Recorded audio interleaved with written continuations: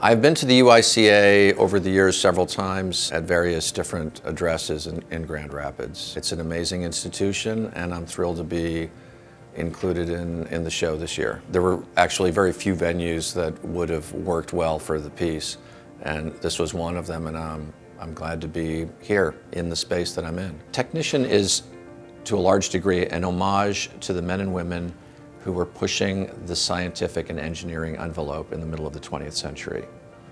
These tools were all made in the US by hand for the government or for research institutions, and the people that used them developed new technologies that we all take for granted today. They were paving the way for the cell phones we use today, for the GPS, for all of the automation we have in the world today that we take for granted, that we rely upon. The piece is comprised of a lot of tools that did require touching, turning knobs, pushing buttons, just throwing switches. And people are encouraged to do that with the piece now. Some of the switches, some of the buttons, some of the dials do things. It's really about the totality. It's about the imagery, the sound. It's about where does all this stuff come from? Why was it developed? Who are the beneficiaries of that research and development? Why did this stuff come into being?